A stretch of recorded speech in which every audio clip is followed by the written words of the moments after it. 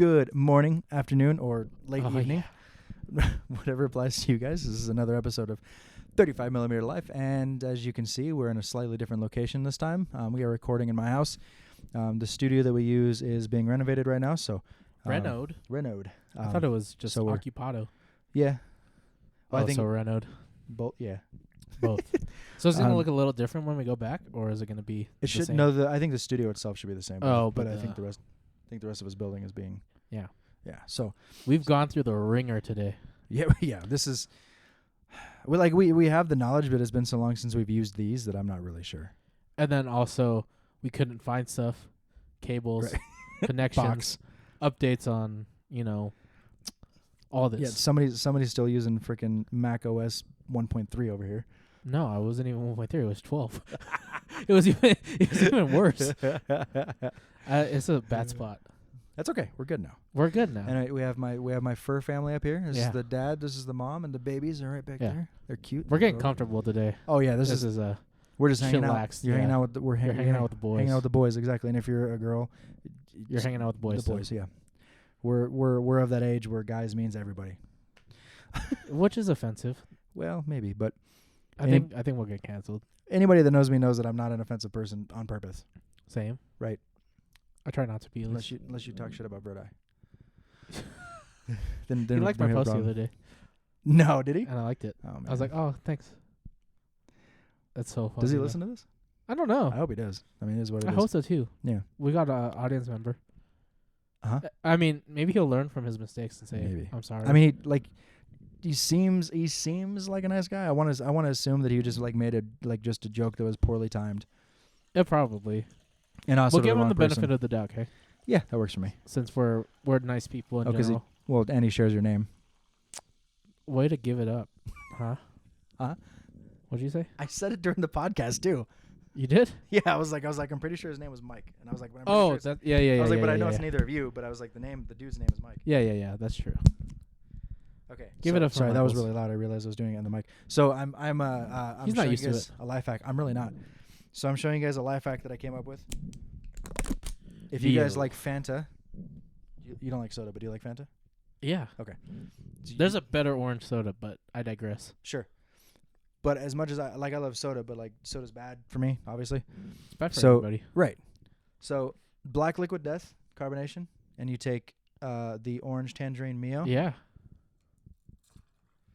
in there, Yep. and then you mix it, and it tastes exactly like Fanta, but with none of the crappy extra sugar. None of crap. the dookie stuff. Yeah. I like it. So I mean, there's obviously some bad stuff in it because Mio's not exactly healthy, but want to give it a shot? Sure. Sponsored by Black Rifle. Yeah, I wish.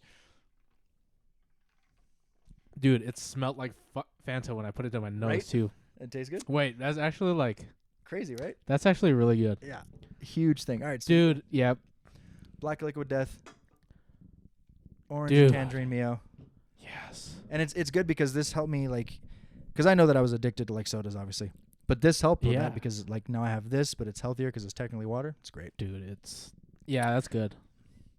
That might be the game changer for me. How many calories is in that's a 0 cal? Yeah, and then these Mio's are 0 cal? Yep. So it's just hydrating myself? Pretty much the only thing that you really have to worry Probably about is some the sugar. Where is it? Ew, there's rosemary. I didn't know there's rosemary. That's gross. This What? has it says sucralose in it, Oh, okay. so it's not exactly healthy, but it's better than high fructose corn syrup. True that. Or so I've heard. Okay, so we had my mom on the last episode. Yeah, super fun. Super awesome. And we didn't quite get to talk about some of the stuff that we were supposed to. Right. So we're gonna do that now. So Stephanie, stop yelling at me. Kyle, you too. Yeah. Well, so we didn't get to record on Tuesday. The importance of sleep, everybody. it's just When you're up till 2 a.m. and you still have to work the next day and then you're just dead of energy. Yeah. I'd rather not record and give you guys a crap episode. And just do it just because we have to. Yeah. Yeah. I want to produce stuff that's interesting and Right. entertaining. We can't just... It's almost like we like you guys or something. Yeah. You know? We're doing this for you guys. Exactly. Also ourselves. This is a learning thing. 100%. Oh, that's why. It's over What here. you do? Oh. Yeah, I forgot to do that too.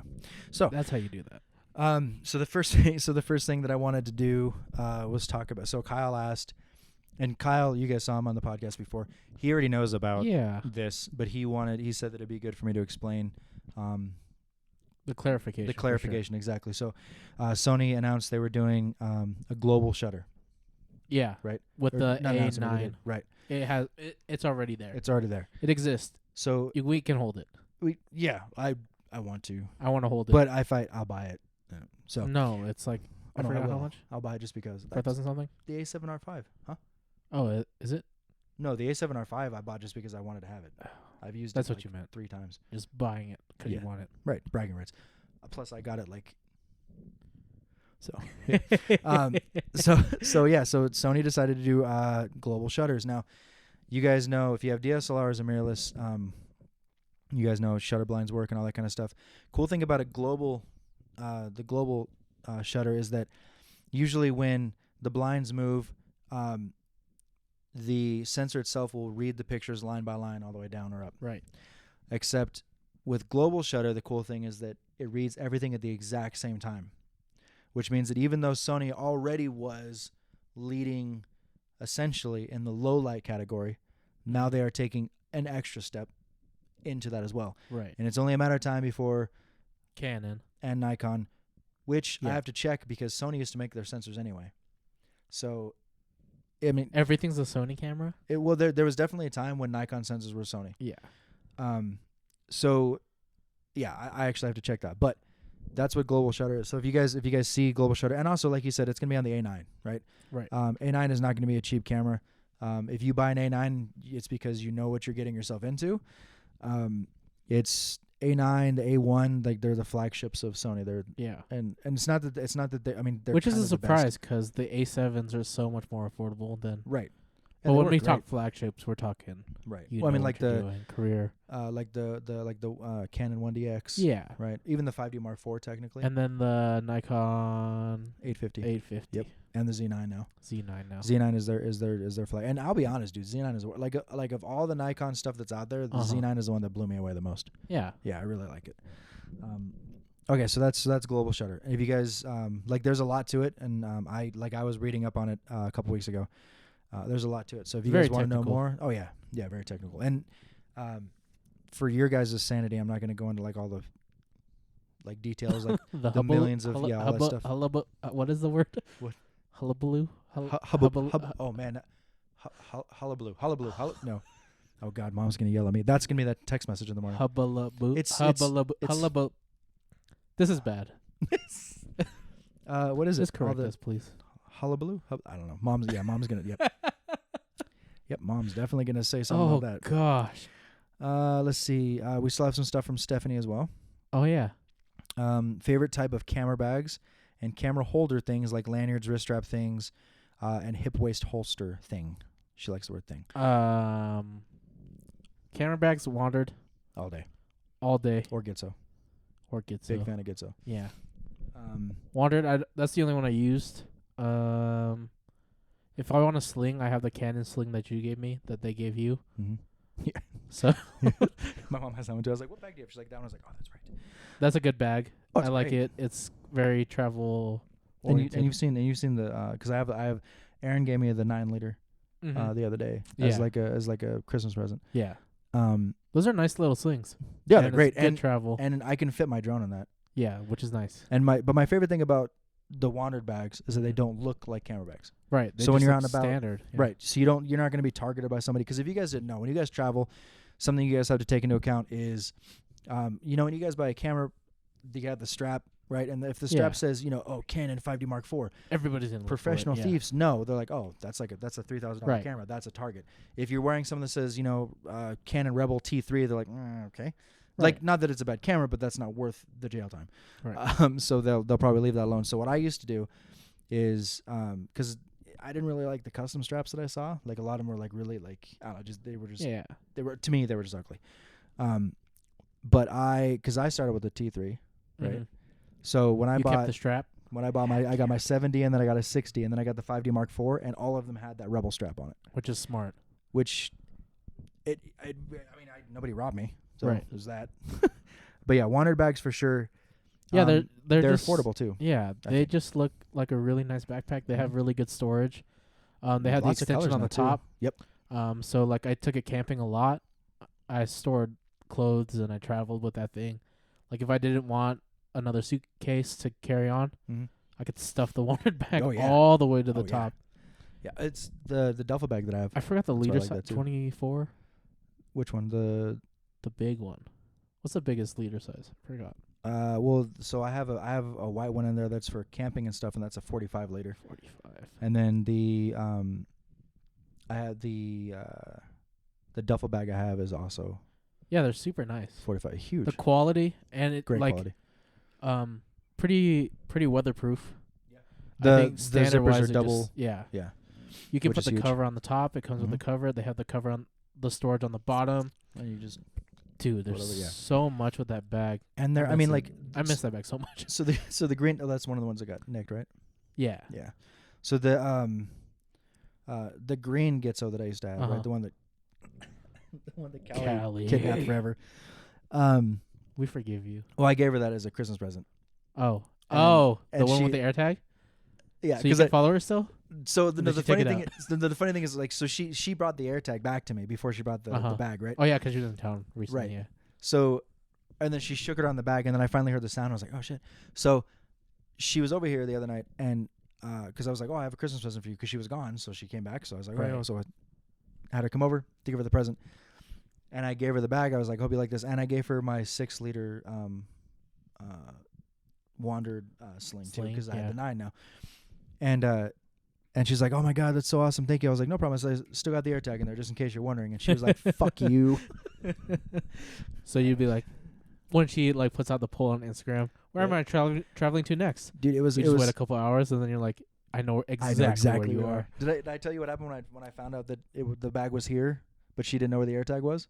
No, Because I sent her a message well, one night. it was like December. It was early December, or even earlier this month, right? No. Oh no, this is like Or a while ago. this was like March or April of Oh, last okay. year. So they so she had the bag, and I went on to find my phone because I put an air tag on my motorcycle too. Right.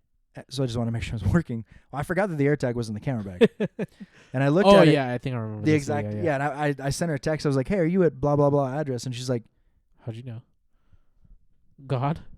"Yeah, maybe. Why?" Then I told her. She's like, "Oh my god." She didn't know that. If I remember right, she didn't know that it was making that sound. That's what was making the sound at first. Right.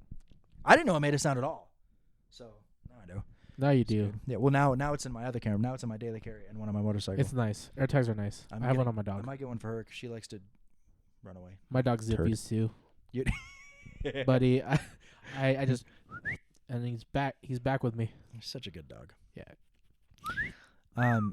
So for me, in my opinion, when it comes to bags, you need to, if you find a great deal on a body or lenses or anything like that, that's great. I True that. fully support people buying refurbished cameras, especially when they're professionally licensed refurbished, because they're damn near pretty much brand new. Yeah. That's great. But the two things that I always tell people that you should never skimp on is tripods and backpacks. Because Yeah. everything that you just saved, all that, like let's say you have this great setup and you save $5,000 on it, right? And then your bag is not waterproof and all your stuff is ruined. Well, the $5,000 you just saved is going to go to replace all the stuff you just lost because you decided Right. to buy, a Walmart plastic bag for a camera bag. Yeah. Nobody wants that. Nobody wants that. So for me, Think Tank, a lot of Think Tank stuff is very, very affordable. They have a lot of different options: roller bags, carry bags, slings, all that stuff. Think Tank is great. They're very basic, not in a bad way, but they're very basic and easy to use.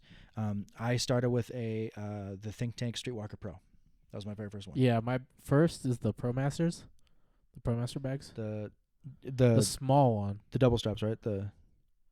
Yeah. Yeah, I believe so. but not a sling. It wasn't a sling. It wasn't a sling. Yeah. It was a full double strap, and it was a smaller, compact one, where you'd open it and it was like a U-shaped, and you'd have like a full opening one. That's pretty cool, actually. Those were nice. And then I upgraded to the Wandered, and then I never wanted to go back. And then people forced you to People are downgrade. idiots. Yeah. Yeah, but now you upgraded again. Upgraded again. Now you're doing it. Yeah. I want to ask you, and I'm sorry if bringing it up again. But did you have insurance on your stuff? On my camera gear. Yeah. No. Um, PPA. would be your best friend. If you have it now, right? I'm looking into it because Dude, pull the trigger. Yeah. So I think it's probably changed now, and Black Friday would have been the time to get into it. I know, I missed out. But if I remember right, it's $260 every 6 months. That's not bad. Not really, but For that the insures protection, me. yeah. Well, and that insures me up to $100,000 of my equipment. It also insures me up to because I have like the top tier one, like just in case. Yeah. It also covers me, so like if I get sued by a client for whatever reason, there's two $1 million insurance policies that are put out. So I can't, like, if somebody sues me for $2 million, I can't give them both of them, but they get $1 million. That's kind of nice.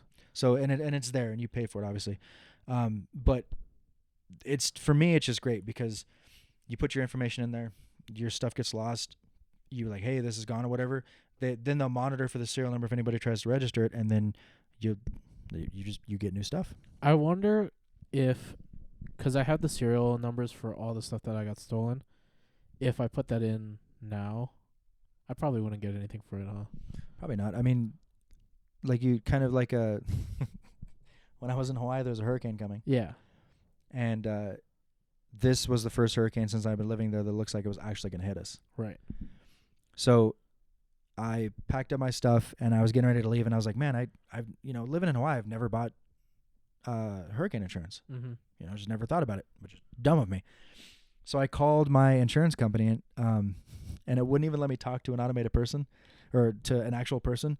The automated system straight up said, "You're late." It literally said like we're detecting a storm in your area. Please contact us after the storm to set up your policy. And I was like, oh, okay. You're like, I'm late. I done messed up. I literally called them 12 hours before the hurricane hit. So damn. But what I did, because that happened, is I took everything and put it on top of my bed because it was on stilts and then like a frame and stuff. So put my computer on there, all my stuff on there, and then that's what I was doing to save it from the water damage. Smart. Well, it works. Would have been, and I never got it afterwards either. I never bought the insurance afterwards. Do you have earthquake insurance? Oh no! And for here, you should, right? Because all of our earthquakes are small, enough. But snowstorms right now is the big thing. Hail. Big ting. Hail. Big ting. It's the big ting. Hail is the big thing that scares the crap out of me. I left work, and this is one of my old jobs. I left work to race home to move because I had two cars at the time. Yeah. I had the Fiat and I had that Audi. And I looked and the app said, oh, there's hail coming your direction. Uh-huh. And it showed the exact area that it was going to come through. It was going to go right through my old neighborhood. Right. And my Audi was sitting outside in the driveway. And I was like, yeah. Raced home, threw it in the garage, right? Because my brother wasn't there. Raced home, threw it in the garage, shut the door, got back in the car, drove. And as I'm driving, I can literally see it like coming down just outside of the road. And I'm like, I just risked my Fiat to save my Audi. Right. Like, that's doesn't make sense. Did you ever realize, looking at the weather app, the percentages don't actually mean like... Yes. It means like percentage of the area, yeah. Not percentage of chance. Like... When I forgot who told me that, but it's been blowing my mind the last couple of days. Wait, you were today years old? No, I was probably 2 weeks old when I found that out. Man. Oh no, it was Christmas. I know. It just clicked. Who told me that? Because of the snowfall? Huh? Because of the snowfall? Oh no, we didn't have snow then. No, we didn't. But Yeah. I think it was. So one of Chef's best man, or Chef is gonna be the best man for the guy that told me that. Oh, okay. So, yeah, shout out AJ. I was like, I just got the realization. I was like, wait, that just means percentage of the area. Mind blown. And my whole thing about that too is like, I'm always worried that if somebody says something and I'm like, oh, did you know? I don't want to be like one of those guys like, did you know? Of course. Yeah, right. Because I always feel like in a room of like 20 people, there's gonna be 3 other people like, yeah, we all know that, but like obviously not because so and so Jessica thought that. Yeah. Yeah. It says it's gonna be 100% chance of rain. No, it means 100% of the area is gonna be covered in rain. Which is 100% chance technically. Exactly. And you're technically not wrong. Right. But like 75%. Oh, it's probably gonna rain. Yeah, probably in 75% of the area. Yeah. Hawaii fluctuates between 0% and 100% about 50 times a day. It's really, really frustrating to track. The people are like, oh, so I have a sunset tour tomorrow. What do you think the weather's going to be like? Bro, first of all, if I tell you, yeah, I'm going to jinx it. Oh, it's gonna be a beautiful day. Hurricane. Oh, it's gonna be gale force winds. Beautiful day. Not even. Right. I was like, sir, ma'am, I'm a photographer. I'm not a meteorologist. But you'll be dry. I was like, I'll make sure they bring the waterproof van. Right. And they're always like, that's thoughtful. And I'm like, that was a joke. Right. All vehicles are waterproof. Okay, I'm gonna transition this into weather talk. Yeah. We're already there, so yeah. We're already there. Yeah. When you go on shoots, especially in the cold, what are ways that you protect your equipment? Like tomorrow, I'm going to a shoot in Tahoe, 'cause the senior wants snow session. Of course. Good choice. With the snow gear. You going to the valley? Everything. Yep. Yep. And he was like, I'm gonna build a ramp and I'm gonna jump off of it. I'm like, dude, we're gonna be in the meadows. Please don't do this. Like, I don't have time for this. I just want to take photos for you and then leave 'cause I'm gonna be cold. I'm an islander. Like, oh, that's funny. That was me. Sorry. Okay. I was like, wait a minute. Oh, Discord? Is that a Discord sound? Yeah. We'll get into nerd talk. That was too, my brother. I have nerd news too. So do I. Oh yeah. Yeah. I see that big boy over there. Yeah, you do. It's a big boy. Anyways, Cat down. So things that I shooting do at snow. to avoid that. So when I look for a bag, I make sure that the bag that I'm buying has. Do you want to squirt some Mio in there? What? You want to squirt some Mio in there? No. So I when I get a As bag, delicious as it was. oh, so good. I won't buy a camera bag if it doesn't come with a wet weather cover. Right. And it has to be one that covers the entire bag. So like the big white one that I have, there's 45 liters, right? But the waterproof bag is 50 liters, so it's huge. And I literally wrap the whole thing up and then I'll leave it out in the rain or the snow, whatever. Not really a big deal.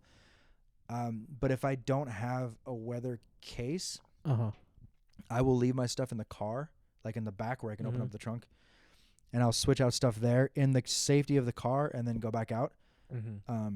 Or the other option is if I have one of my assistants with me, which is helpful, super helpful, they'll kind of be the Sherpa, the pack mule. They're carrying it, and then I'll be like, hey, go stand under that tree or go inside and hang out for a minute and just wait for me to call you or whatever. And cameras now are much better at handling weather resistance as well. Right. A lot of people worried about like, oh, my camera's going to do really bad in the cold weather. Oh, it's going to do really bad in the hot weather. Cameras are rated to go between -10 Celsius up to 40 Celsius, which is fine. What's that in Fahrenheit? Oh, I don't know. I'm horrible. And the only reason I should know, but like when I looked it up, because it's -60 degrees for Brittany right now up in the north. Yeah, -60 crazy Fahrenheit. And I was like, I wonder if my camera would work okay in that temperature, right? Because I'm going to be going up there. Yeah. I think it's next September for a wedding for a really close friend of mine. I might be a maid of honor. Sweet deal. But so I wanted to make sure that everything was, would have been okay. And that's when I saw it. And on Google, it just said between -10 and 40 Celsius. Did you just say you're going to be a maid of honor? Maybe. She's a very old friend of mine. It was a joke we made a long time ago, so. Yeah. I was like, I had to make sure I heard you correctly before I was like, maid of honor, huh? She invited me along, and obviously Rosa, so my +1, and Rosa already knows about it. And I was like, do you want me to take pictures? Do you want me to be a bridesmaid like we had joked about before? Like, does soon-to-be hubby need another dude on his side? Like, whatever. And she's like, I just want you to be here to support me and just enjoy the wedding. That's she's like, nice. Eat the food, drink the drinks, don't take pictures, just relax. And I was like, I'm in. I'm there. I don't know what to do with my hands. You act like you're taking photos, and then you're just like... I'll be one of those people like, click, as the photographer's taking the pictures. You take it. Core memory. Office reference to any Office fans over there. Oh, man, I still need to... I'm going to buy the entire series of Brooklyn Nine-Nine, and then I'm going to buy the entire series of Office, too. It's on Peacock now, I think. I think so. Or Paramount? No, it's on Peacock. Don't you do it. Yeah, I see you over there plotting stuff. No. Go lay down. Go, Claire. If you guys are wondering, that's Claire. That's the downshift dog. That was something Stephanie specifically mentioned. She's like, I love the downshift thing. We love pets here. Absolutely. How could you not? And Gypsy's over there looking all regal. What up, cat? I just noticed. So cute. So when the blinds were open earlier, when we started the episode, I was looking and I was like, how many people are gonna walk by and be like, they're shooting a porno in there, right? Because like, Like, it's dark. yeah. Two And then- dudes just walk in and it's yeah. Then the music starts. We are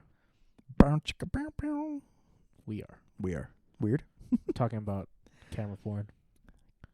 All of the camera porn. Yeah. Because all those bodies I know. out I there are gonna go see on it the all. shelf. It's so nice. You got a collection started too now. Yeah, it's starting. You're gonna be. I'm up getting to me. there. You'll be up to me in no time. Yeah, I feel like my hands are gonna be so cold tomorrow shooting. I should have gloves. They have the ProMaster ones with the little finger thingies. Yep. I can't find them. My mom has my pair at her house. Do you want to use those? Well, I have to leave here around 6:30. It's a sunrise shoot. I have a pair of gloves in there that I use when I shoot. I have a bunch of gloves. They're not they don't miss the finger, but the Yeah. dexterity is there. I have in marching band because we would march in the snow still Why? because we had rehearsals for like parades, Gross. like Rose Parade, and Oh yeah. so we'd march in the cold here. Our last competition I think would be like November, but we're like still No. rehearsing, No. and we have these things called shirtless run-throughs. I don't think it's legal now. You Is think it legal?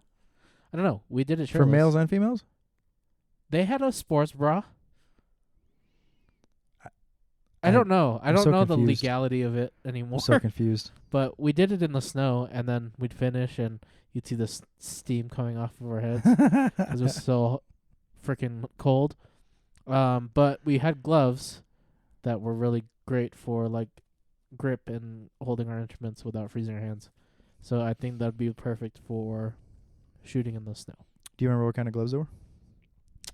No, Because the they had little ProMaster grippies ones, though. They were really nice. the ProMaster ones are neoprene, Yeah, which is dope.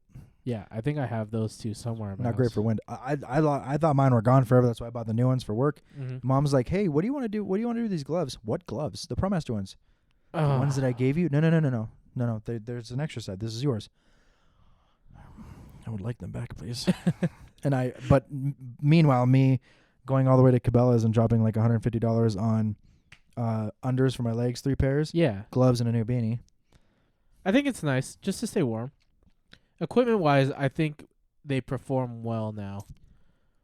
Oh yeah, way better. Yeah. I remember before, like with my 5D Mark IV, when it was cold outside, I would walk outside with my camera, Uh-huh. and as I move around and I'm looking through the live view, it would be like ghosted, like Yeah. like the sensor couldn't Mhm. keep up with it, and it was just you could tell it was The frozen. Frosties. And then you have the opposite side where if it gets too warm and you put it like inside like a van, like the tour Mhm. van, and this happened all the time.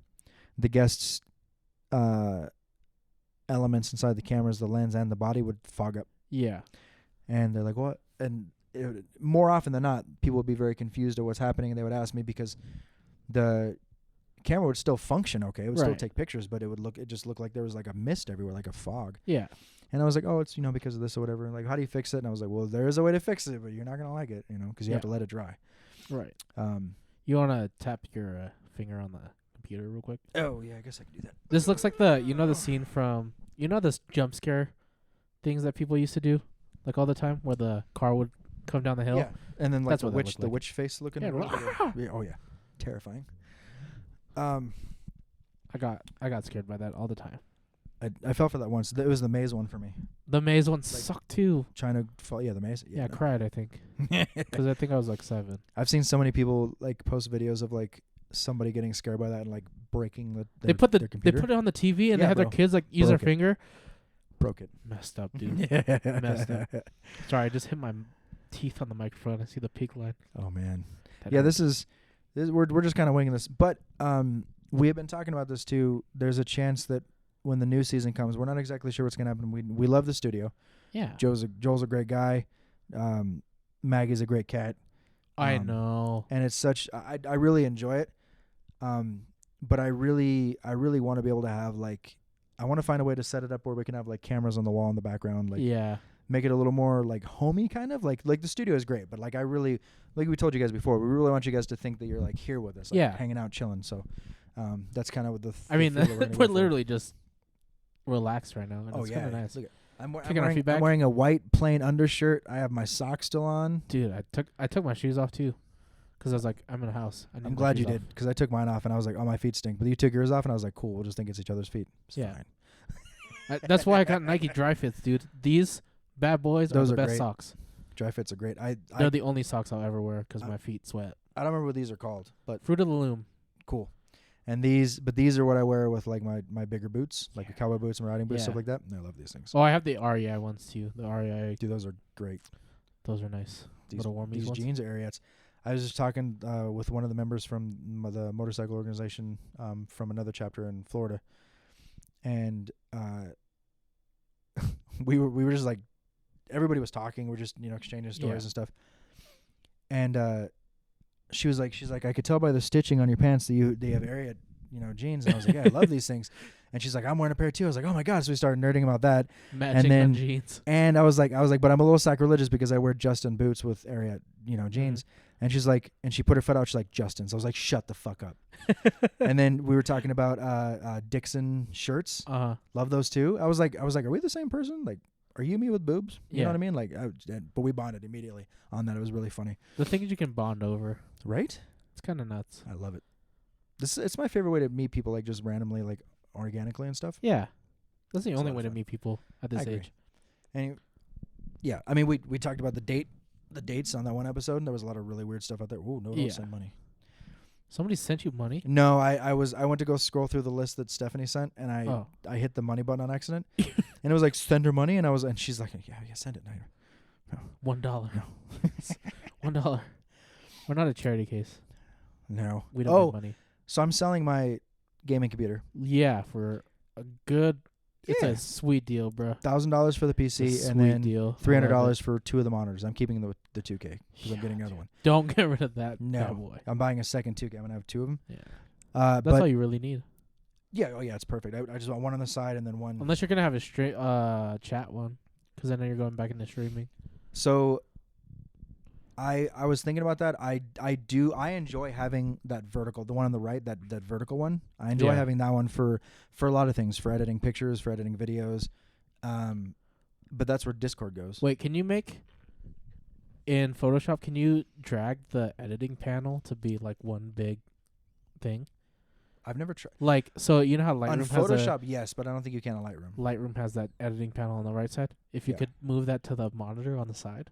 You just do the color adjustments there, and then you have the full picture on one screen. I've never tried. That'd be dope. That'd be so sick. I've always wanted one of those, the controllers that you can edit. Oh, yeah. So you're not... It's just so fast. Like, I've always wanted one completely just the knobs and everything? Yeah. Ooh, yeah.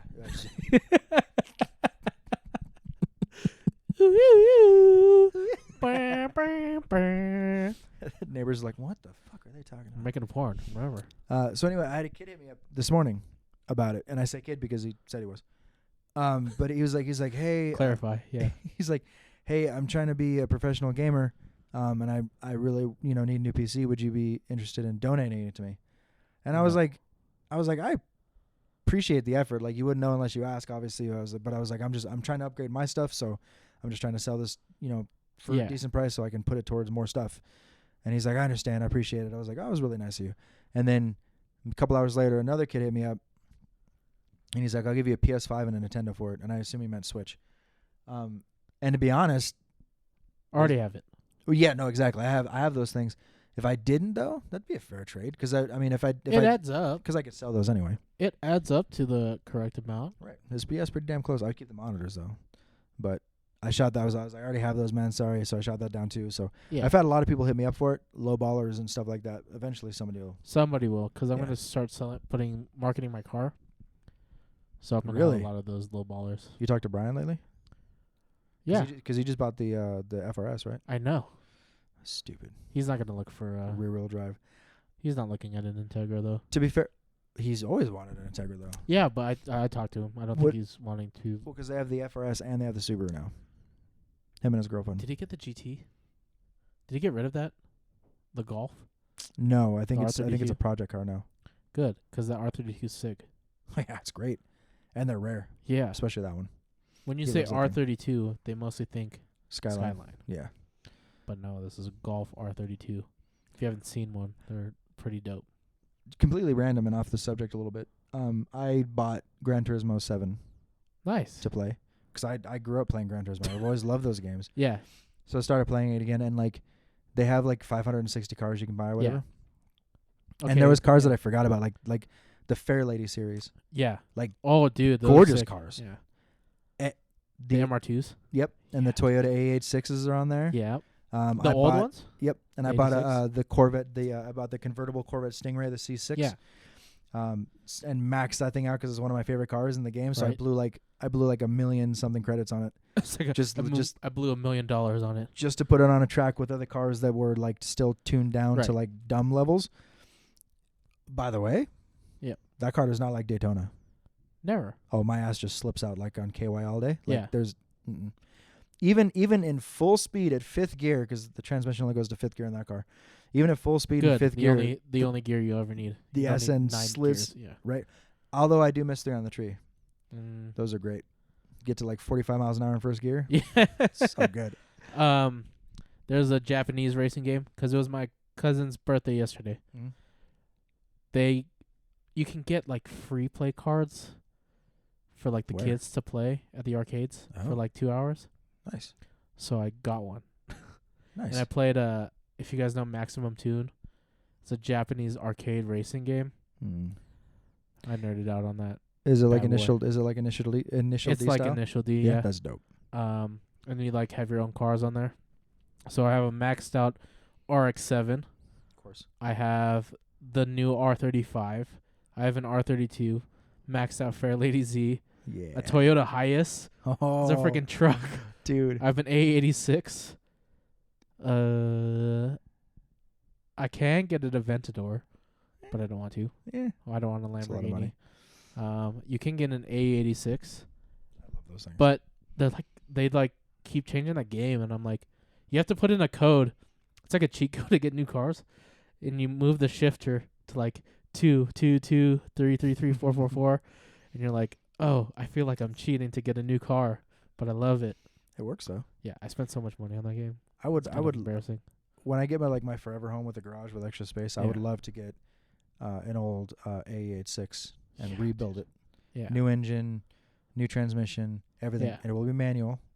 Of course. And I'm gonna have the oversized emergency brake.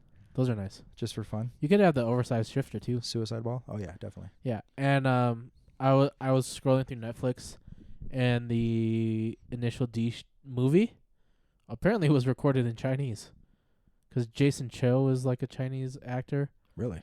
And I'm like, wait, this is a Japanese show. I'm confused. That's weird. It confused me. Did it work though? Like, I didn't watch it. Oh, that's fair. Because I wanted to watch Gran Turismo. Right. The movie. We still I really want to watch. Yeah, it's on Netflix now. Yeah. So good. Yes. So good.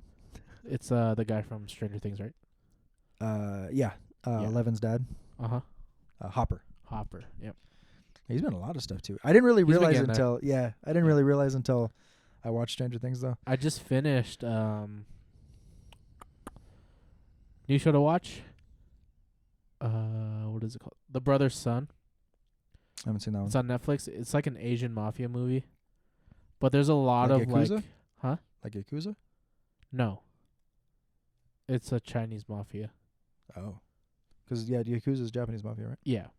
Or With Japanese different, they have like different syndicate. names and stuff. Yeah.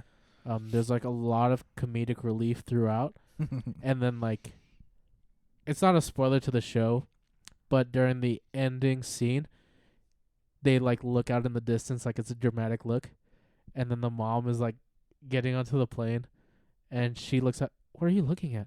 Oh, nothing. And it's just the camera panning to him, and then it's like, that was the ending scene. Like, all right. Anticlimactic. Yeah. Comedic relief though. Yeah. That's well, I think it's planned to be like serious, and then they have these like spurts of comedy throughout, which I think is smart. I think it is Hullabaloo, by the way. Hullabaloo? I think so. I think you're right. This corner of my brain has been thinking about it the entire time. Hullabaloo. That sounds better than what I was trying to say. Hubbala. Hubbala. Hubbalabloo. Hubba Bubba. Hubba Bubba. Hubba Bubba's chewing gum. I forget what movie that is. I don't know. Schneider said it. My name is not. Is with Adam Sandler. Oh, I was thinking like Benchwarmers or Major League or something, but it's not either of those. No, it's gonna bother me. Anyway, so let me see. Back to. You want to see some? You want to hear some more nerdy news because we're on video games? Yeah. Did you hear Tetris got beaten finally? Yeah, which is kill weird screen, because like actual kill screen, for the longest time nobody really thought there was an end to it. but there isn't.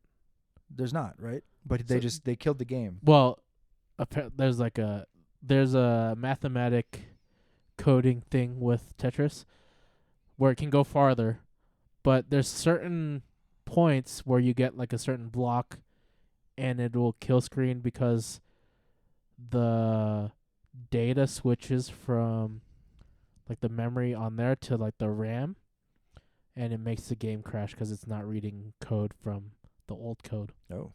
It's very technical. There's a whole video on it, and I watched some of it, and I was like, I'm too dumb for this to understand. Just eyes It's a lot of glazing over. coding. It's a lot of I like, bet. and it's old code that like Right. carried on, and it still will.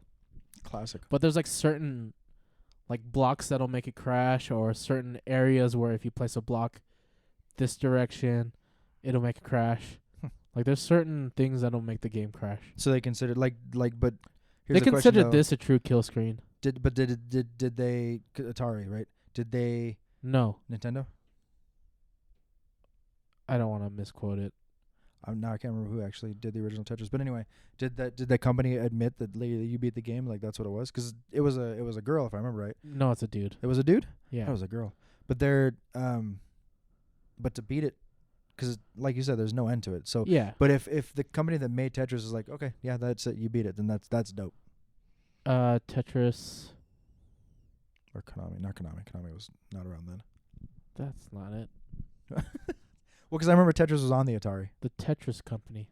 Oh, it's his own company. Wait, what is this? Nope, that's not it. It's a Russian. I don't know. Russian Tetris? Yeah, it's great. NES. Nintendo? NES? Yeah. Sounds about Was it right. not for the Atari though? I don't know. Yeah. 13-year-old says he has accomplished what no video gamer has ever done. He beat the original Tetris. Scooty. That's his name. Scooty? Yeah, that's his. Dope. I like it. That's a creative gamer tag. Scooty. Scooty. I like that. And it's just big enough that you can fit into. That's why. So Ace I use for everything. Uh-huh. But the biggest reason is like I loved putting my initials on, like games that I got like records for. DH Ace. It would just be ACE. Oh. It would just be. Oh, Ace. yeah, 'cause like at the arcades there were only 3 spots. Only 3 spots. Yeah, so it would always be because DGH. I mean, sure, but like It's not as cool as Ace. Ace. Yeah. Yeah. So it'd be Ace everywhere. So especially on like Rush, Hydro Thunder. Yeah. DDR I used to put just Yep. triple A's. Dude, you know what? I kind of missed Dance Dance. Not gonna lie, I played a lot of it. it was fun.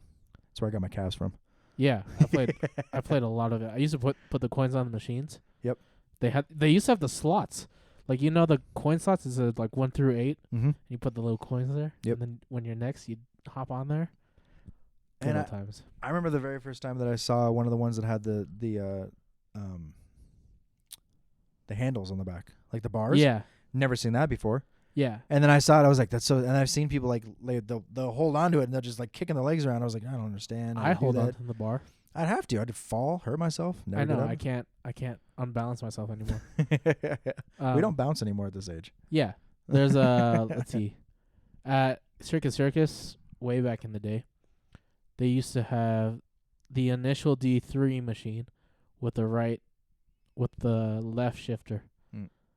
Yeah, Oh, the yeah. left shifter. And then right next to that was the DDR, so it hopped back and forth between the two. Dude, That's arcades were so fun. Yeah. I love arcades. They're just Me too. expensive now. There's an arcade here in Reno that I didn't know about. Round 1, Yeah.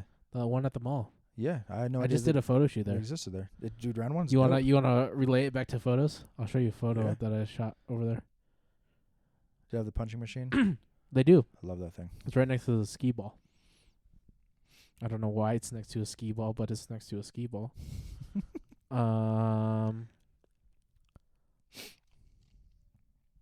There you go. Nice. Yeah, I need to go back there. Dude, it's fun. And then I'd probably get stuck on Maximum Tune 'cause they have the things. Trying to beat you I on just record and race stuff. all day. No, I don't think you can. Sorry. Mine? No, I don't. I don't think you can beat me at maximum tune. Oh, I was like, well, I mean, challenge accepted, homie, because I used to be one of the top racers on the crowns on every machine. Not anymore, 'cause I kind of suck. But when I used to play like religiously, you know, It's bad. it's interesting because I used to have a world record in grid, yeah, and I also had another record. I can't remember the other, but they're both racing games. I bet you'd be pretty good at maximum tune. I do. I like those games. Like, does it move too? Like when you're driving? No, Because that kind of throws me off a little bit. Like, obviously, Yeah. real cars drive, but like, it's yeah, not I the don't. It's same. not a real car. I don't need Right. the simulation. I No. just want to go fast. The motorcycle games I can't do though. You can't. Ridden bikes my entire life, can't do it. Yeah, Slams to one side, doesn't turn. it all the way. hurts. Yeah. You know what's fun though? The snowboarding one. Oh my god, I forgot That about was that. fun. Forgot about That that. and the I always thought I was skateboarding gonna stuff. break it Because it we're was so big. because it was on the thing, right? Yeah. That move side to side, but you could Yeah. also like jump up and down. Yeah. Yeah, I was always afraid I was gonna break that thing. Hello, little guy. No cute cats. Was that shoot that you showed me? Was that just for fun or? Yeah. Yeah, nice. Yeah. And they were cool with you shooting there. I didn't. They Ask. didn't bother or do anything. They gave us weird looks. The So, like, staff. Security was walking around, and they just looked at us, but they also looked like they were dead inside. Well, I mean, yeah. So If you worked at Chuck E. Cheese, wouldn't you be dead inside? I mean, Five Nights at Freddy's gives us a good case of that. Oh. So And like, if you work at Chuck E. Cheese, I'm not making fun of you at all. It just like every time I've gone into a Chuck E. Cheese, the staff looks like they don't want to be there. that's probably true. And Round one staff is cool. I mean, I would say you should show the manager because they might. I mean, they could use it. You wouldn't charge them obviously, but like they could use it for advertising, get your name out there a little bit. They could. And be like, oh look, this arcade. Because then you can go to GSR and be like, hey, I shot this arcade Let me shoot this arcade for round one. Let's Yeah. Especially since they just dropped $1 billion on the new freaking. I wonder how they're gonna like modify the arcade to be better. I mean, they have pretty good laser tag and the. I think the they're gonna live action redo stuff? it completely. Yeah, I hope so. The laser tag they'll keep. The bowling alley they'll keep probably. They're more than likely. But I think the arcade they're gonna relocate because they're probably gonna put it. If it was me, I would put it in the same building that the Top Golf is gonna be in. Yes, agreed. And I'm very excited for the Top Golf. Me too. So excited. We just Did need I to show you make a my new trip driver, down by the way? to. No, Callaway. No, Nike. That's crazy. I got the Because Squatch, Nike's too. not really a golf brand anymore. That's why I wanted it, but I got the Also, Squatch. Tiger left, which is About time. means everything's gonna skyrocket on All Nike of his prices. stuff. Yeah, Even the games. dude. I used to play a lot of Tiger Woods Pro I have it, Tour. dude. I have the new one. 24. Mhm. I was playing like 2003 in a garage. Oh, yeah. Back when you pull back and you hit the X button to get more power. I remember that. Yeah. We used to play that in Germany it was a competition drink. fun. Whoever came in last had to buy everybody else a drink. Yeah. Yeah. Oh, I wanted to play Golden Tee at Atlantis. The Yeah. They have it there, but Yeah? there's like an HD TV now. I'm like, the dream. But then I couldn't use my free play, and I was like, not worth it. Oh, that's really funny though. I just used the free play to play Maximum Tune and what is it? Crossy Road? The chicken that goes across the road. What is it called? Well, there's Frogger, which is Yeah, it's that, but it's a it's chicken Frogger, instead, but right? with a chicken and Yeah. It's probably called. Oh, I almost said something really bad. yeah. Yeah, you can tell me later. I think you already know. Yeah, I do. But it's a chicken and a duck, and then now I can't think of the name. Yeah, very hard. Oh my god. The other thing too, merch. I want to talk. I think do we talk about that? Oh yeah, the shirts that Mom is gonna make us. Yeah, Very I'm excited so about stoked those. to have those. I'm very excited about those. We'll have to take a picture. It's gonna be so good. I can say that you can't. You can say it, but I can't. Yeah. Did we have any other questions? Oh yeah, she had a bunch of them. I know she went on Let's see. a tear. We can answer as many as we can in this chill episode of the podcast. How to figure out how to edit. How How? to be consistent for your editing. Ooh, I like that. So let me see, because there was another one I thought tied into it. We can stick with that. I can kind of go off of it right now. Yeah. Presets. You can start by finding a preset that you really like. Then use that for a little bit, and then once you start to develop and see for your eye like what you really like, try to match that preset with like your own sliders. Like pull the picture side by side and then match, like color match. Do all these matchings. If you want a certain grain look, exposure, blah blah blah. You start to match with that, and then you'll start to like, oh, I don't really like blues here. I want those to be more orange, or maybe I can pull off the skin tone a little bit lower. Sure. A little bit more grain, a little bit less grain. I think what Chef said in his episode, he likes crushed blacks. So if you like that, then you can start to modify the preset to be what you want it to be. Presets are a good starting point, and I think we talked about presets before. Oh yeah. Very good starting point, but you don't want to piggyback off of them for your whole career. No. But it's definitely a good starting point. Yeah. Because to be consistent in your editing style, you'll have to start to edit yourself. Right. It's just a good jumping off point to understand, like, hey, exposure is set like this because my in-camera didn't get it that way. Or I dropped the highlights down because I need more detail in the sky. I bumped the shadows because I can't see some of the clothing, some of the wrinkles that I need detail for. It's just all a learning curve, but you'll start to see in the presets like what you like, what you don't like. You'll start to do masking tools. Like I always mask the face. I'll always mask some of the eye stuff if I need to pull those details out. And then when you go into, like, say I'm editing a set, if I want the last photo to look similar to the first photo, I'll always use that as a reference and then try to get near to that editing style. Just try and replicate it. Yeah. Yeah. Yeah. No, that's exactly. I mean, that's what everybody should be doing. Like, there's, because I've always said this from the beginning, that if you want to get into photography, there's nothing wrong with looking at other people's work and then trying to emulate that in a way, like go and shoot the same kind of picture to kind of learn how they did it. And because just my English teacher, Mrs. Byers, when I was in middle school, or no, high school, sorry, she said something to me that kind of like resonates with me when it comes to photography too. And she's talking about like a lot of authors that are out there that would break traditional English grammar and stuff and writing rules. And she said you have to master the rules to break them properly. Right. And I think that's brilliant. Photography is the same way. Like you learn the basics and then you can learn how to break it. Got the golden triangle. That was not a triangle. That was a heart. Golden triangle. Go. Yeah. That was hard.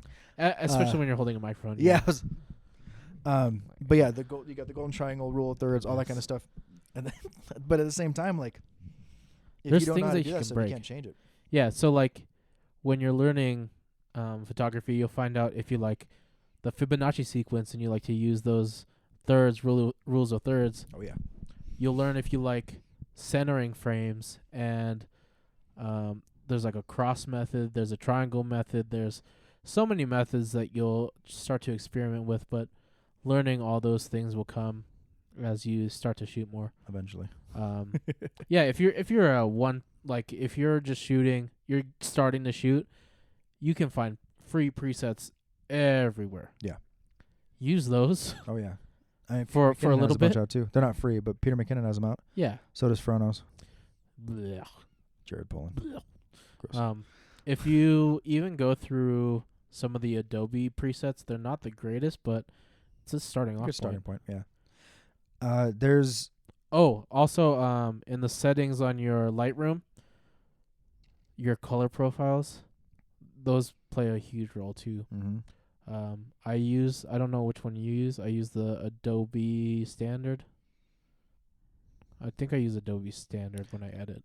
I used to, so when I first started, if I remember right, I was using the RGB 98. But now I'm using whatever Adobe's whatever the standard is. Yeah. Because if you guys didn't know too, you're supposed to calibrate your monitor that you're editing on to match the print that's going to come out of the printer, as well as matching the resolution, the screen that's the picture that you take it on the camera. But what we do normally now is we match to what we see here. And we just try to fix it. Kind of tough. Because if I when I edit a picture on my Mac and I send it to my phone, it's a little different. Yeah. Yeah, which is I've never actually looked, but I don't think you can change a color profile on the phone. I know you can on the Mac. I think you can now. But it wouldn't Because there's surprise like a me. warmer tone sometimes. Maybe it's just how it's set up. I don't know. I don't know. I have to look though. I genuinely curious. But editing wise, I think it's just time. You'll go through phases. You'll find stuff that you thought you liked and then don't like anymore. Yeah. There's realms. There's always a learning thing. Once you found what you're known for, you kind of ride that for forever. Yeah. You should. I mean, that's your brand. That's Yeah. like you said, that's what you're known for. Right. That's what people are gonna hire you for. So like if you starting off like you're at 200 followers, whatever, maybe even less, you'll take the photos. They might not be consistent within the grid, and you can see it, I guess, through our own work too. Our grids are gonna look different from when we started versus what it would be now. Right. The grid's probably a little bit more consistent at the top of the page versus when we started photography. So Right.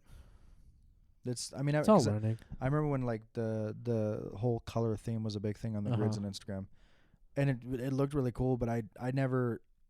Some of the photographers that did that shot the pictures with that Right. idea in their mind. Right. I didn't, so I never got a chance to do it. But I saw it. It was really cool. Pro Camera in Hawaii, they did one because like Hawaii is the Aloha state, the rainbow state, right? Yeah. So they go by they did. Yeah, they did all the colors of the rainbow, and in order too. So you scroll. It was actually really really cool. Yeah. Tony said it took a while to kind of get everything. Tony Zerga is the owner there. He said it took him a while to get everything like. Exactly Well, it's crazy. right. It's like not just the color, but the look of the photo too. Yeah. Because there's a certain look when it comes to the color matching plus the edit, the basic edit.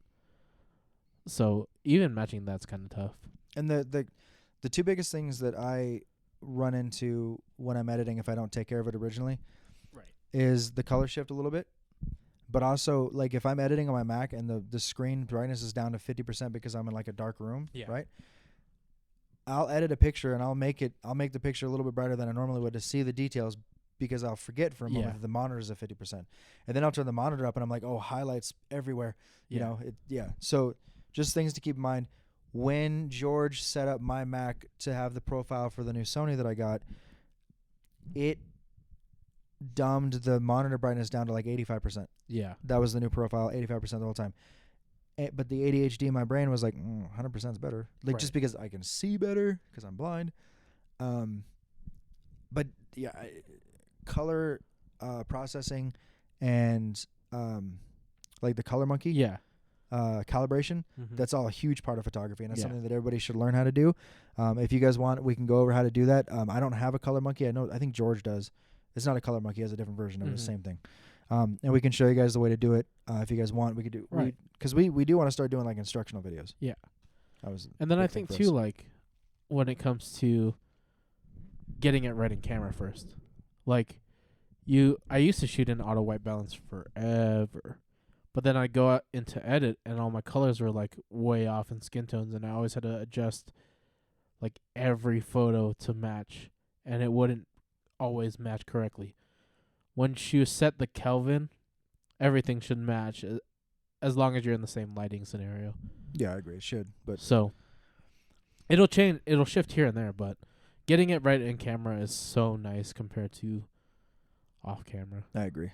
I see, and I keep forgetting to put my camera back from 5200 Kelvin for the videos that we do here, and changing it back to being auto white balance when I take pictures of the cars, because especially like when I was shooting on Friday, it was cloud cover the whole day, right, on and off rain and stuff, and it was great because I could shoot more cars because the lighting is even. It's great, right?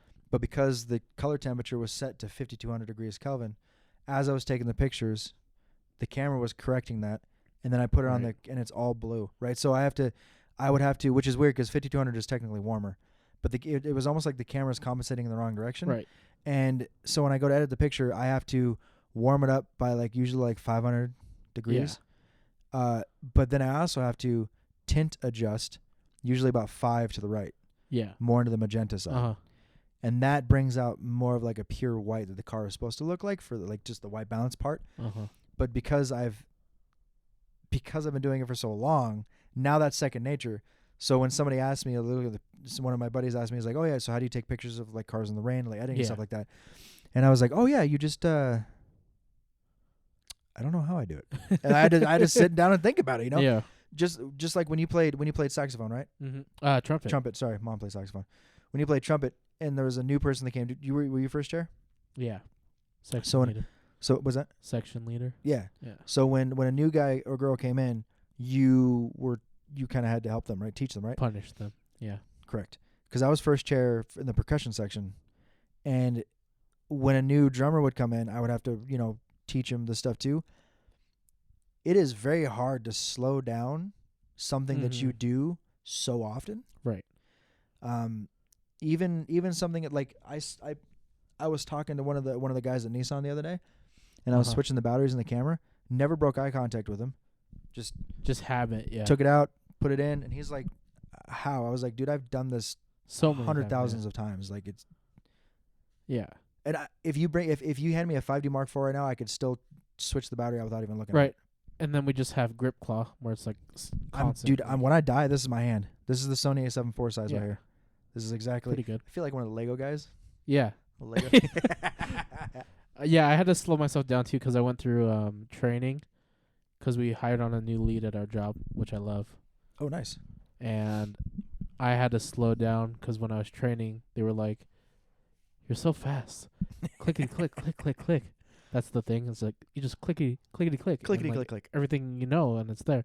Like, oh yeah, I really have to slow down and be like, "This is where you go. This is how you do this. Go." It's hard. Right to there. It's really hard. It is. I've only ran into the issue of that,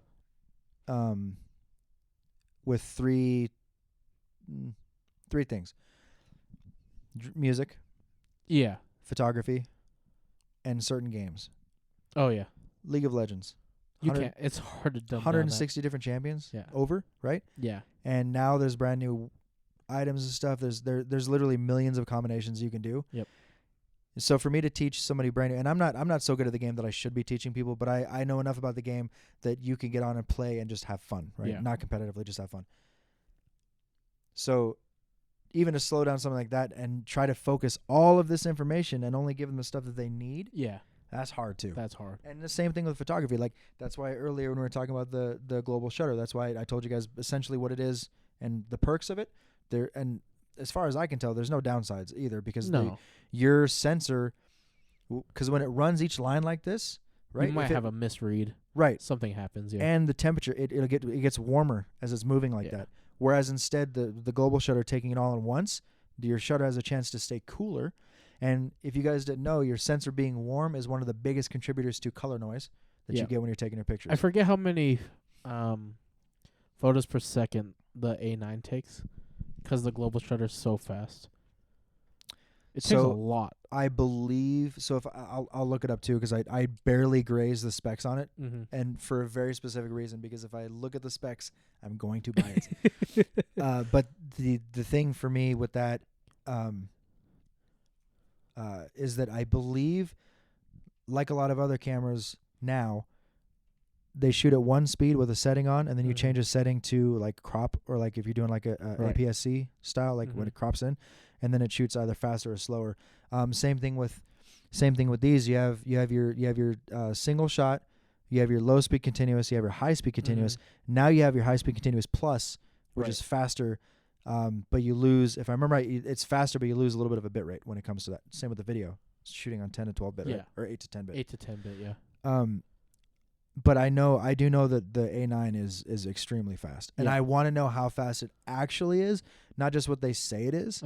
And I'm also curious to see what the sensor shutter life is for that camera. Oh, how many shots? Because I want to know. I would like to think that even if because each pixel would get highlighted at the same, whether it's all at once or one at a time like this. But I wonder if that would help keep the sensor from aging. Right. Does that make sense? Yeah. There's so many questions about global show that I want to find out about. It's just really cool. And unfortunately, it's mostly for video. So it doesn't really affect me at all. but it's still fucking cool. Yeah. For you guys, It's know? good photo For news. you Yeah. and Kyle. Oh yeah, it's great. Yeah. For Kyle especially, with him going out into the mountains Dude. and everything. So Well, and he just bought his he just bought his A7 IV last year too. bummer. So it's not like is he gonna go out and buy the? I mean, he could. He could. He absolutely could. He makes Kyle, some go buy it. Let me know how big it is. moolah and then just balls to the wall buys it. You know? He bought Hannah the Remarkable tablet for Christmas. Oh, which one? The Remarkable tablet. The one Oh that I use. yes, Oh, yes. she loves it. And did you know I thought Kylie's about had one getting for like one. 3 years? No. I bought mine. I think it's coming up on 2 years ago, and I didn't know she had one. Yeah. But she posted it on our Facebook stories today, and she's like, "If you guys don't know, this Remarkable tablet is like the most amazing thing ever, and I love it." And I was like, "Did I tell you about that?" And she's like, "No, I've had it for 3 years." I was like, Get "Did out. you tell me about it?" Yeah. Get out. Yeah, just AirTag. Don't The Remarkable gatekeep tablet. that from me. But you guys, the Remarkable tablet, don't sleep on it. It's amazing. If I you know. I guys, saw another ad for it. And I'm like, it's dude. The thing because is it like, feels like paper, right? Yep. That's nuts. and to you never think have to about. charge the pen, like with the iPads. Oh, Because yeah. the tip is interchangeable. You can take it out when it gets like Yeah. too low, but that registers on the paper of the tablet to draw your lines, and it's still pressure sensitive and stuff too. And then Yeah. once it gets low, you just take it out. put I it saw back really on. big You news never about have to charge that. it. So What's that? maybe I saw really big news about those. Well, I just see the ads for it, so I'm like, Yeah. I should get it. Well, because the pens also, you can also spend an extra $75 for the pens that has an eraser tip on it. Yeah. So you can just flip it over and erase automatically too, which is kind of nice. pretty fucking cool. Yeah. It's completely unnecessary. I kind of want to invest in one now. You absolutely should. Because I have a planner, but I suck at planning. That's exactly so why I it bought might mine. be nice to have for. Writing down what I'm doing helps my memory when it comes to that kind of stuff. Yeah, it might be good for work, just if I need to do stuff Oh yeah, I use it for for Nissan training every and day. everything. So Yeah, I love that thing. Oh, that might be nice. You should. So I get rid of paper. We could be remarkable buddies. Remarkable Remarkable- friends. Remarkable buddies. Remarkable friends. Remarkable friends. Remarkable buddies. I don't know which better. Like Either every one, time we say something, I'm like, is that shirt worthy? Is it shirt worthy? Yeah, it is. This whole thing is shirt worthy. Oh, there was one other thing that Stephanie brought up that I wanted to bring up. I think. She got all the questions, huh? Oh, dude, it was insane. There was one thing specifically. I believe that we very briefly have touched on this twice before in the podcast, but I want to get a little more detailed into it. And it's something that I witnessed firsthand too. And she said that living where she is in Florida, there's a lot of military spouses Mm-hmm. that buy a camera and decide they're a photographer now. And Huh. she wanted to know, like, how do you avoid letting that bother you? How does it shift the climate of photographers? Like, how does it shift the economy for photographers and stuff like Mhm. that? And the answer is it does Jack. irreparable damage. No, it does irreparable damage. I wish it did, Jack. But it can do irreparable damage because if I'm trying to make a living and I'm doing my weddings, let's say I do my weddings for Right. $5,000, but this spouse the fact that she brought a military spouse is just because that's where she lives. Yeah. But it's literally anybody that just picks up a camera and just wants to go take pictures. There's nothing wrong with that. That's why we're here. We want you guys to do that. We want you guys to make money. We want you guys to be happy doing it, having a good time. That's great. But if you start sacrificing your craft and lowering the price because these other people are doing it for a cheaper price, Uh-huh. you're shooting yourself in the foot. Right. So, I lost a wedding. Like one of my first weddings, I lost out on because, and I was only charging like $1,500 at the time for a wedding in Hawaii, dirt cheap, 6 hours. That is dirt cheap, yeah.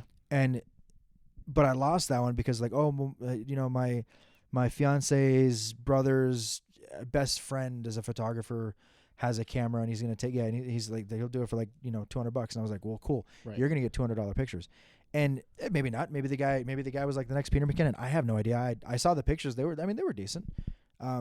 They were decent. They were decent for. They were good for $200. Yeah. I'll say that. So, but the climate shift, the economy shift that happens to us, like there's a there's a page that I'm on Facebook, and it's Hawaii photographers and shooters and stuff like that. Mm-hmm. And it's a place where you can put pictures, get critiques, you can recommend people get on there and look for photographers, all that kind of stuff. And I see that on there all the time about that, Mm-hmm. about like, oh, hey, like we want somebody to come on and take pictures of us, like an engagement shoot or whatever, we'll be at like 1 or 2 hours, looking for somebody about $150. Nobody's going to do that. Right. To me, I wouldn't. There's no way. And it's not because I'm being a pretentious douchebag. $150 for 2 hours of work for an engagement shoot out on the beach, right? Yeah. Where my camera's getting damaged because of the salt water and stuff like that. That's not worth it to me. Right. And yet somehow when those posts hit, you'll still get like 30 or 40 people that put their portfolio on there, Yeah. which is great. And some of the stuff is great. But so to answer Stephanie's question, there's not really a way to get away from it, but you need to trust the process, especially your process. Mm-hmm. You find your editing style, you find your shooting style, you stick with it, you build your own client base, and your client base will carry you, and it doesn't matter what other people do or choose. The thing that sucks is that the word photographer, I feel, has been watered down to whoever has a camera is now a photographer. Right. Did you see that? He's not used to holding a microphone. So if you guys are listening, if you guys are listening to the podcast, which you will be here, and like I'm literally gonna couple hours. I'm gonna post this in like 5 hours. When I said the first time, the mic was in my lap, and then I had to say it again with the mic closer, and I was like yeah, just back and forth. Yeah. But I think the market is, I think the word, it's not a detriment to people having the equipment, but I think the artistry and the craft and everything that's behind the word photographer is so watered down now. I agree. Because this, literally, people can use this and call themselves a photographer. Right. They can buy a cheap camera and call themselves a photographer, but their work is also going to be cheap. Not saying that I'm like the expert at everything, but no, but the work it's true. Yeah. I think the word itself is like, oh, you're a photographer? Yeah, I shoot with my phone. What else do you do? That's it. Like, so are you really a photographer? Like, how do you edit on my phone? Oh, I just I just click auto. Right. That like triggered a part of my brain that like I wanted to glitch out. I have a friend that even though I've tried to teach them many times about photography, they still shoot in auto, and they edit and they hit auto. And I mean, sure, the stuff comes out great. The algorithm and the AI that's in the stuff now is really strong. That's wonderful. But like, but you're not match with. You're not learning anything. You're capturing it, but you're not creating memories for your clients. You're not doing that stuff. And then the best example that I can think of for what you're talking about specifically is when I go and shoot places. I know, especially out in public, I know that somebody's going to come up and talk to me. They're either going to ask me questions about what I'm doing, like, oh, hey, can I see what you're doing? Hey, you're not supposed to be doing that. Whenever I'm in public, somebody always comes up to me, and that's fine. You know, I don't want to have like a face that scares people away. We kind of have that, so resting beard face. Yep, that should be another one. With just a guy with a giant beard on there. Perfect. Heck yeah, dude. RBF silhouettes of our faces on there. Perfect. Yeah, somebody make that. This guy gets it. But when I go places and I've had cops chase me out of locations, I literally have lost count how many times. Yeah. When you bust out a tripod, all of a sudden everybody thinks that you're a professional photographer. I know, that's crazy. And my thing is, like, you can go and buy a sun pack from Walmart for $20. Or if I have like my $1,500 Gitzo that I'm using. Yeah. And it's not the same quality, not even remotely close. Like, nobody from Sunpack's going to listen to this, but your guys' tripods are crap. Okay? Like, they break all the time. And I know this for experience, believe me. Yeah. The tour company, we go through a ton of them. But anyway, yeah, the tripod thing, it's the same exact thing. That's why when people ask me like what I do for a living, I used to say, oh, like, I'm a photographer. And they're like, oh, but they'd be like, oh, that's nice. Like, oh, that's cute. Like, oh, he has an art degree, which I do. But they downplay it. They do. So now, and I hate this because I feel pretentious when I do this. But when it's like, oh, what do you do? Like, oh, I'm a professional photographer. I have to add the professional part in there because I make a living with just photography. Right. And to me, that is what makes somebody a professional photographer. You can make a living doing it. If you, in your situation, because you do a lot of photo shoots, but you make really good money at your job, there's no reason for you to quit. Right. You would like to go full time though, right? Right. But so to me, you'd still be in like the amateur class technically, but you're on the higher end of the amateur class. Like, I would even say like advanced if that was a thing. Because to me, there's hobbyists, amateurs, professionals. Right. Those are the three basic categories. Which we had a good on the last episode. It was your mom, me, and No, exactly. And 3 levels for sure. right. And mom shoots once in a while, even though, like I said, she's won more awards than I have. Mm-hmm. She shoots once in a while. You shoot very consistently, and I shoot literally every day. Yeah. But you could absolutely be there if you wanted to be, for sure. I fully. But the ignorance of non-photographers when it comes to photography blows my mind sometimes. Right. There is so much stuff that goes into every single picture, every single edit. Our gear is meticulously chosen. Everything, even down to the devices we use to let our memory cards be read by our computers. Yeah.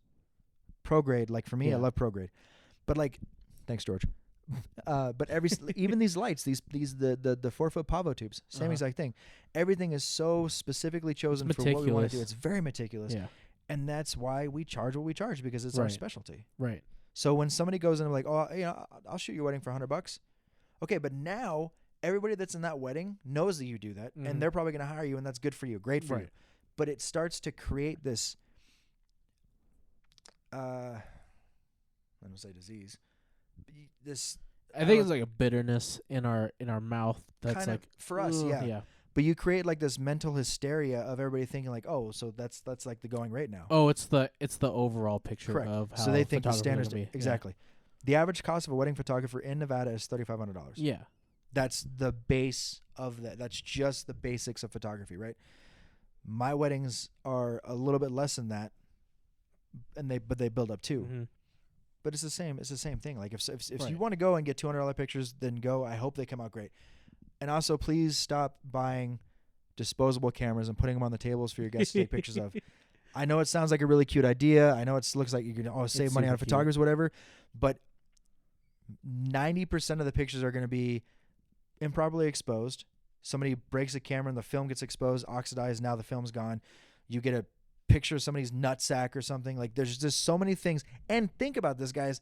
The person that edits it, Jill, talking about you, the people that develop your pictures for you, they have to see all these. They have to see all of it. Everything, right? Yeah. And I can't tell you how many times I have a lot of friends that develop film, and I can't tell you how many of them would go to like, oh, my friend wanted me to develop this, whatever. And they look up like, they're also wasting like $100 in like liquids and lights and all that kind of stuff, power bill, everything. Yeah, Aaron called me because I messed up a roll of film one time, and it's because I left it in the car for too long. Oh yeah. And he told me, hey bro, all your film's just like overexposed. I can't really do anything about it. I'm like, that's a learning lesson, because I also don't want them spending their time on developing shit. Mm-hmm. I want the stuff to be quality for them to, and I think that's the thing about like photographers too. We're just not. Me and Callie are running gun shooters. Like we take a lot of photos, but when we go through and select and edit what we want, we're very meticulous. Like even a little bit of hair that moved because of the wind, we're probably going to select one that's not in your face, but the one that moved out of your face. Right. Because that's just the run and gun, and we've actually captured a decent amount of photos. So, because flyaways can tell a story. Yeah. How windy it is and all that kind of stuff. I mean, there's like, if you have really frizzy hair, the flyaways on the top, those are the most annoying for me to get rid of. Yeah. It's much easier now. But like in Lightroom 4.1, really holy. Well, Lightroom didn't even have it. Yeah. The original Photoshop, not Photoshop. Even still, that was super hard. Oh, regardless. Yeah. It was ridiculous. Like, way harder than it should have been. It's really easy now. And I think, too, that I think, too, that falls into the category of why everybody can get into it is because people think they can edit because they just click auto or put AI fill or whatever. They never went through the struggle of masking and select and paste and painting and gray checking, white balance, all that stuff. When you go into skin detailing and you have to get rid of all the imperfections, like, well, not say we don't get rid of every imperfection, but like a decent chunk to make your skin not as, If it's temporary, like a zit, I'll remove it. Yeah. If it's permanent, like you have like a little mole, like a mole right there on your forehead, I'd leave that. Yeah, because that's you. You know, I'm leaving that. Yeah. And I had a lot of women that would ask me to remove stretch marks. Yeah. Or cellulite. Yeah. Yeah. We can do that. It's not really a big deal. But that's you. Right. But exactly. And I took 500 pictures of you during this photo shoot, and I promised you 25 pictures. And I have to go through all these and find the 25 pictures I'm going to give you And each one is going to take an extra 5 minutes to remove the things that you want. And I'm not saying it's a bad thing. I'm not saying it's not worth it, but that's not what I charged you for, right? And also, you should be proud of your body as it is. Right. If you're asking a photographer to take a picture of you, you should be in a place in your life where you're confident about yourself in the first place. And I think they downplayed it. I think they downplayed photography to be just the point and shoot, and it's like so easy to edit. Like, can you do all these things for me? We can, but we really don't want to. Like the Liquify tool, I refuse to use it. Yeah, I don't never use it really. I used it just to learn it. Yeah, but it was on a picture of me. Relatively use it. Yeah, give myself hourglass figure look like Jennifer Love Hewitt just to do it. Yeah, I don't know. I feel like it's dumbed down to a point where the art is kind of lost its touch. Right. So you have to be very selective on who you choose, who you follow. Know that you're going to support them monetarily on how they charge, because that's how they feel like they're worth it. If you want their product, you have to pay for their product. Yeah. Like even one of my friends, Anthea, she just started listening to the podcast the other day. She's a friend of mine from Australia. Yeah. Dope. And that makes several listeners in Australia now. She'd add on that. Yeah. But that was something we had talked about too, about that. And she had, I think between her and her mom, they probably have about 15 of my pictures in their house. Yeah. My parents have about 15 pictures in their house. Neither one of them, my parents, the ones that raised me, and these really good friends of mine that live in Australia, they're like, oh, I want to buy this picture. Let me buy these 3 and this, whatever. And I'm like, oh yeah, let me give you a discount. They're like, no, full price. They will not take. The only time I give it free is if it's like their birthday or Christmas. Yeah. They buy everything else. That's Even so though you I try. support us, yeah. Right, exactly. And that goes back to what you, me and Callie were talking about. Yeah. Your clients hire you for you. They're gonna like what you do. Right. Shoot for them, and that's great. And I love it, and I think that's awesome. The overcoming the lowballing, like the spouse thing that we were talking about before, it's just something that everybody has to handle differently. Because I'll handle it differently than you would. You would handle it differently than Stephanie would. Stephanie handled it differently than my mom would. I think the thing is how experienced are they in their craft. If they're just picking it up, and I think there's like a pay grade to it, to where we'll put it into model status. So you're working with a very experienced model, and you're just getting into photography. They could be doing you a favor, just like post for post, whatever. Yeah. But they could be ones that charge you because you're working with them. You've talked to them. They're looking for inquiries, and they're gonna hire you. They're gonna do you a favor. Right. There's a middle point where you guys are either both amateur, like amateur modeling, amateur photographer, where you probably won't have to pay a dime because you're just doing a exchange, like what is it called? The time for print. Yeah. TFP. Whatever it is. Yeah. Yeah. Then there's a point where you're an experienced photographer working with an amateur model, where they'll be paying you because you have your portfolio built, you have this experience. Now you can start charging all those prices. But you can't do that straight from the beginning. Right. You build up to that word of mouth, and your portfolio speaks for itself, and all these things that go into it. And my first 2 photo shoots that I did, mine were free or not even. Mine were too. It was for Courtney and Courtney Clark. If you're listening, you're awesome. Dope. And I'm drawing a blank on the name of her friend, but I shot her friend first, and she's like, "Oh, can you take pictures of my friend?" She just because she was in the Army too. All three of us were, and she was like, "Oh, she just got here. It'd be cool if you take pictures of her and send it to her family to know she's okay." I was like, "Yeah, sure, no problem." Teets, that was her name. Nickname? No, that's her last Actual name. name? Teats. Okay. Yeah, Teets. Sorry. So I took her pictures, and she's like, "Oh, those are really good. Can you do mine?" I was like, "Yeah, sure, no problem." And then I was like, "Okay, I'll get the pictures to you in a couple days." And she's like, "Awesome." And then she handed me $100 bill. I didn't say I was going to charge in the beginning. She just gave me the money. And then Courtney did the same exact thing. And that's when I was like, I just made $200 in 2 days. Like, right. And you don't make shit in the Army. So I was like, fuck, that's dope. But that's when I was like, oh, cool, I can start charging. Yeah. So that's what I started doing, $100 for a session. Yep. So I started in that realm too. I started like low, started at 100. And then you start to learn, and the more you experience, then you start charging a little more. Mm-hmm. You get into your first wedding, you charge a little bit more, and then a little bit more. What was your first wedding? My friends. Yeah, got but a no, how lens. much was it? I got a lens. Oh, I got that's a right. nifty 50. That's right. I remember that. Yeah. $180. I think that's a new record. Well, the photos were.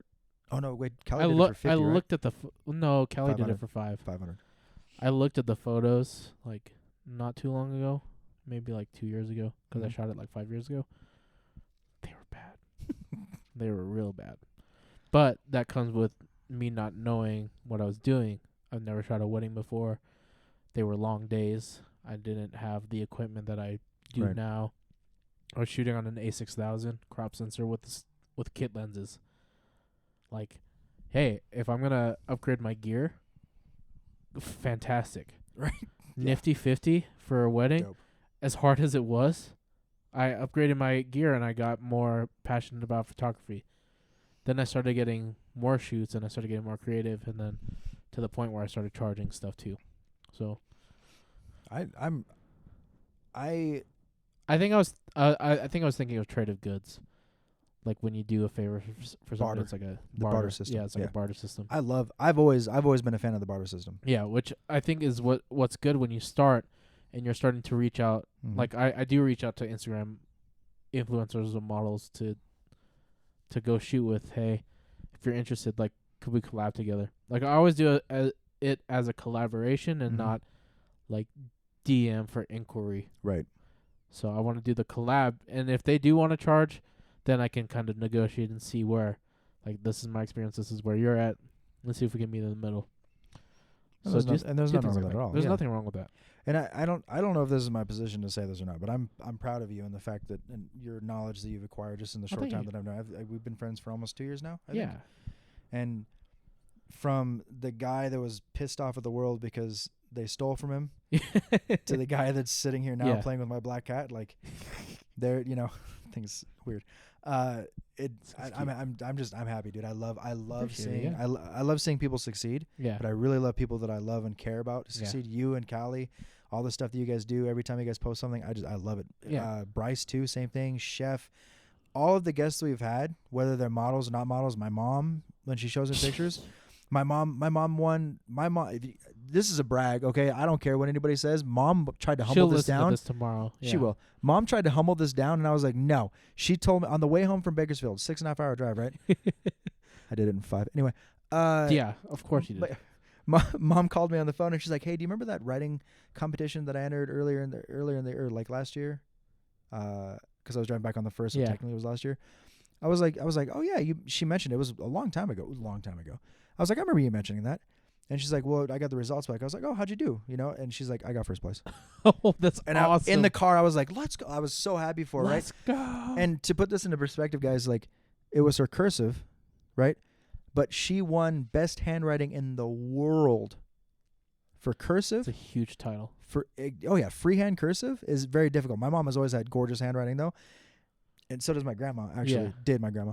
So the fact that she won, I was like, Yeah. that's awesome. But I love seeing people succeed, and I would never want to put anybody down or anything like that. So if I offended anybody in here so far when I was talking about like Chuck E. Cheese or like the budget photographers and shit like that, I'm not trying to insult anybody. I'm just trying to like shine light on the real situation that we have to deal with from day to day Right. in our career. Right. If We sat want you down- to succeed. Right. But just know that we've also been there. We've started at the bottom. Exactly. We've been there. We've had to go through the ringer. And we don't have the same clientele. We've Mhm. made our living doing different things. Mm-hmm.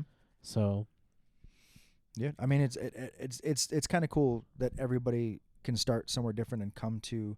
I mean, still different places, but the end goal is the same. the end goal is definitely the same. And I think that's awesome. And I'm hoping that the word photographer, I'm hoping that you'd never have to use professional, or I have to use amateur, or I have to use whatever. I hope I can just be a photographer. Right. And There's, be a there photographer. should be nothing wrong with that. Yeah. I don't know. There's a lot of aspects about it that kind of like chafe me a little bit.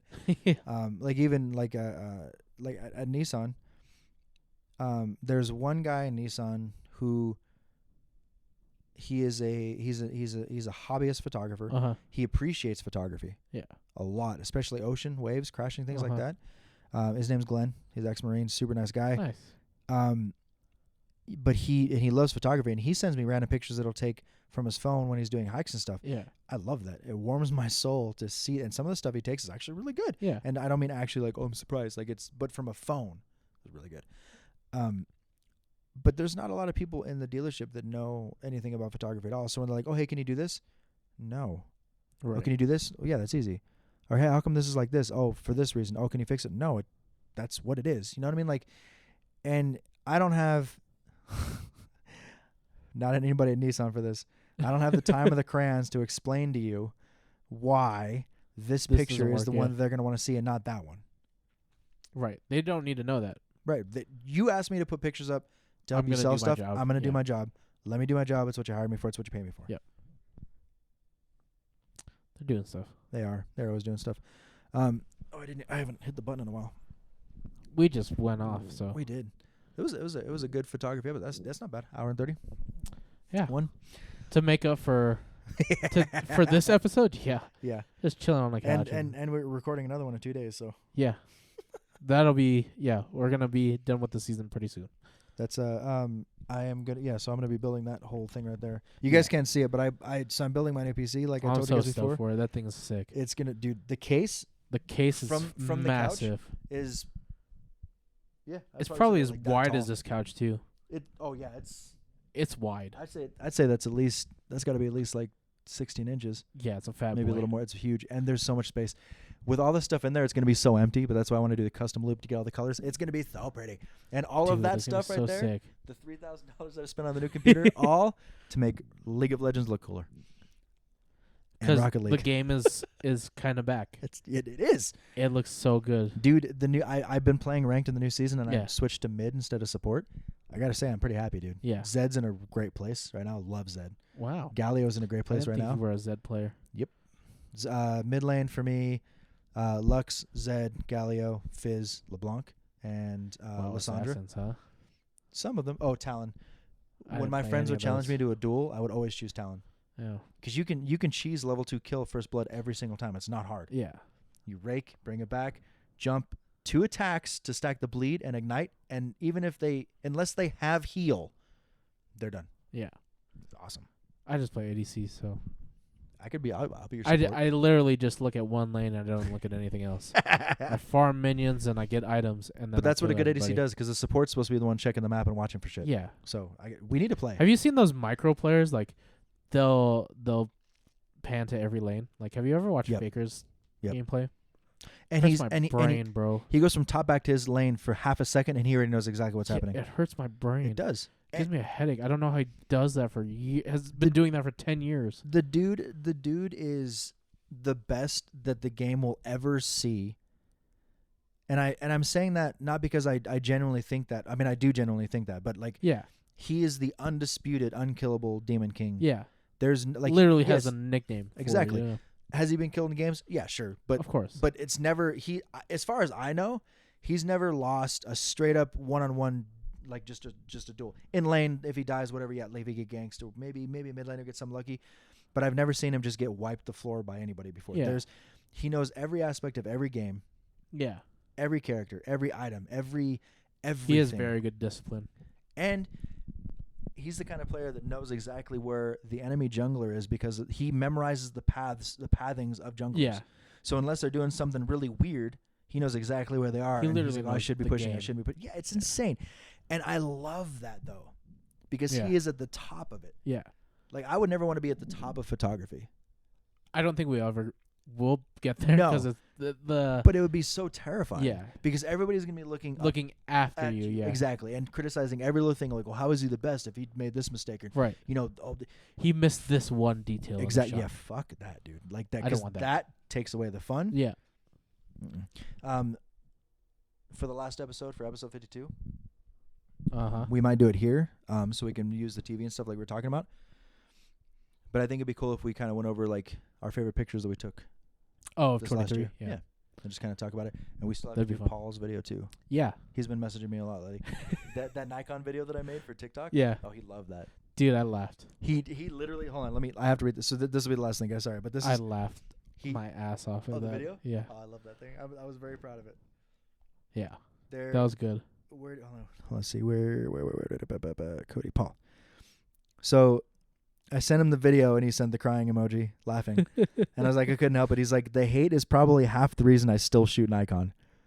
Good. And he's like, I was like, loyal to the end, bro. I love it. He said, now if I could just update my 10-year-old camera body to a Z9, I'd be a true fanboy. Do it. I mean, I told him this was a really good body. I mean, the Z9 is, I don't care what anybody says, the Z9 is an absolute tank of a camera. It's amazing. But he's the landscape or the wildlife photographer, right? Paul shoots mostly landscapes, but he enjoys because we used to ride motorcycles in Hawaii, so he likes shooting like action shots too. I think I follow him on he Facebook. he has a very good natural photographer's eye that I would really like to help foster if I can. But he just had a brand new kid, so that's on the back burner, obviously. Yeah. Again, congratulations. Seriously. Yeah, kids are dope. Kids are dope. You gonna have kids? Of course. You'd be such a good dad. Probably might marry one with a kid already. I don't know. That might work. I mean, I found my type. Yeah. I'll show you my type later. I can't wait. She white? Oh yeah. 100%. I was like, I'm dating somebody that has 4, and I have 1, so like we have a whole circus of kids. Yeah. all girls, by the way. Yeah, I found my type, but I'll show you later. Happy for you. We'll see if you'd be a good dad. Happens, but I don't know. And your kids got to know Uncle DJ, obviously. So yeah, they're gonna know Uncle DJ. I call you Unc. Uncle. Uncle. When Adora comes down for summer next year, I'm gonna introduce you as her Uncle Mike, and she'll be like, "But she'll say it too." But he's brown. No, she will. She'll say it. He's brown. Like she'll say it. I know she will. And I apologize now, but I will pee myself. Because I know she's gonna say something off the cuff. She's gonna say something like that, or like, dude. She's like, he's not related. That's something. Totally fine. She will. Unc. Yeah. Unc. UNK. Uncle. Or the Polynesian that should be your 3-letter tag for like your games when you're. But that's like also unknown and Unc and everything. Yeah, it could be a lot of things. But nice. Yeah, Unc could be pretty funny. There you go. Yeah. You owe me a Coke. Oh wait, no, you can't have that stuff anymore. Joking. I was gonna say joking cack. Joking cack. It sounds like Cartman saying the word cack. Cack. Joking cack. Now, kitty, my papa. Yeah. Jack and Coke. I can have that. That's fine. Yeah. Oh, good. That's what I was drinking at the event that I was talking about. Oh, nice. Jameson and Coke. Yeah. Also, the hard stuff doesn't affect me as much as beer does. It's probably because of the hops and the yeast and stuff. Yeah, that activates my gout and I can't walk for a week. That makes sense. But the hard stuff? For the first time ever, I tried Jameson and ginger ale. That sounds interesting. It was really good. Yeah. Have you ever had rum chata and root beer? No. The root beer float? Yeah. Have you tried rum chata and oh crap. I can't remember. Ooh, it tastes like Cinnamon Toast Crunch though. I know about that. Yeah, I've had it. Yeah? Oh, it's so good. It's rum chata and I don't know. Fireball. They made it at Fireball. Tentor. They made a shot of it. The one that I had was a Fireball. Yeah. There's a lot of different cinnamon. There's a lot of different cinnamon whiskeys. Fireballs. There's also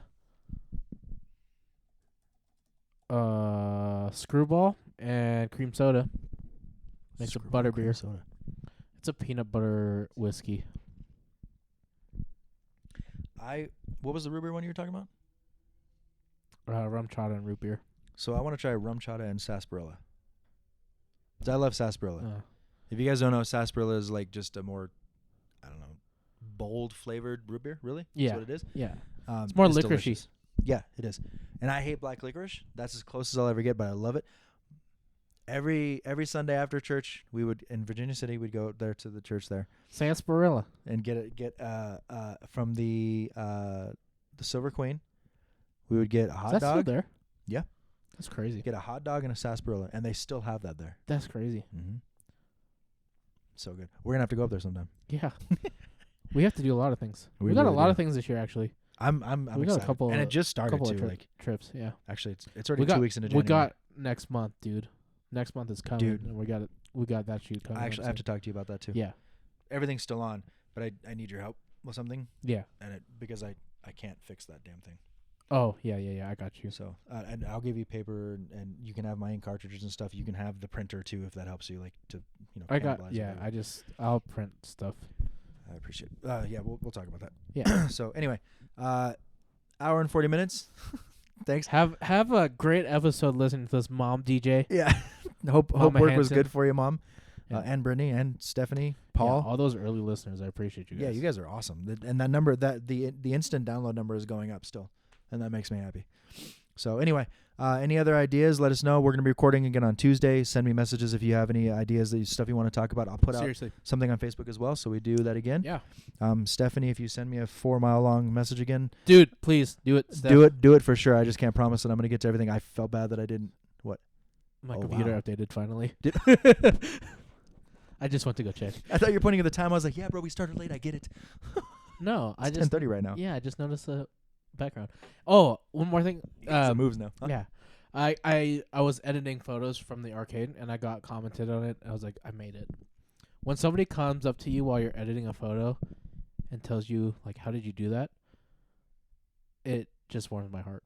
Oh, absolutely. So if you ever see me like out in public, for those that are still in Reno, and you see me editing, feel free to bother me. Yeah. And it doesn't. You can talk Absolutely. to Even me. when if I'm shooting landscapes, come up and talk to me. Yeah. If I'm shooting family. Wait. If you see me out in the wild, out in the wild, exactly. you can talk Out to in the me. wild. I'm not gonna shun you because I'm doing a photo shoot, guys. Right. Like I'm still a human. I can talk to you guys. I agree. Also, models need a break.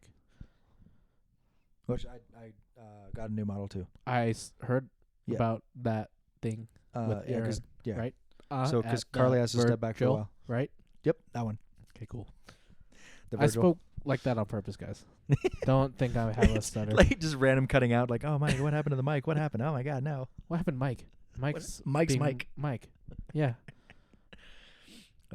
Yeah. I appreciate you guys listening. You guys are all awesome. Thank Yeah, you. this is dope. This is gonna be similar to maybe the studio we start using next year. So or later We'll this. see. This is a pretty see. cool setup. I'm kind of I'm relaxed. happy with it, and we can change the lights and stuff. We'll just the have to colors and figure out everything. the audio bullshit because we had a struggle with that. Fuck. We're getting there. Yeah. We might have to start hiring staff soon. No. Anyway, let us know if you guys have anything for us in the future. I hope this came out as good as we hope it did. That We'll makes sense. see. Yeah, we'll find out in a few seconds. Yeah. All right. Yeah, but thank you. We'll see you next week. Later.